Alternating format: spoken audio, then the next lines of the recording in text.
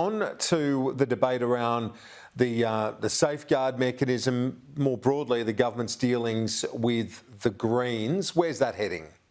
Well, Greens leader Adam Bandt set out on Sunday Agenda yesterday his requirements for the Greens to pass 3 bills that are being held up at the moment, including the Safeguards Mechanism bill aimed at reducing emissions from big companies.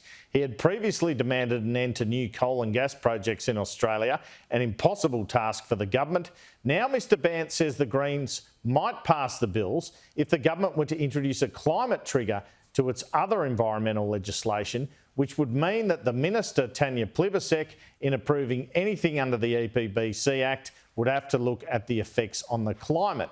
This is a bit like how Tony Windsor negotiated a water trigger under the Gillard government, where effects on groundwater had to be considered in any development decision. It would not mean that the minister would knock back projects with large emissions automatically, but a minister would have to consider knocking them back. Look, it's an offer, not an ultimatum, Andrew, and we've made that clear. We've said, look, there's some significant problems with the scheme that have been pointed out by a number of groups and commentators. We'll put those aside and give it a go. Here's our offer, just stop making things worse by opening new coal and gas. We would certainly look at a climate trigger if the government was prepared to say you have to take into account what it's going to do for the climate when you're looking at these big new projects in Australia. We would certainly look at that.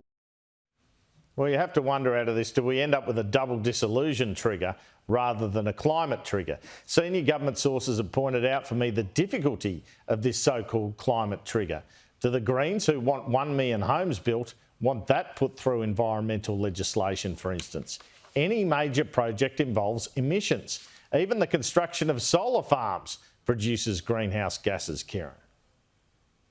That's true, and it's a negotiation which is going to continue over the next few weeks. Let's see whether the Greens repeat history and block a climate policy.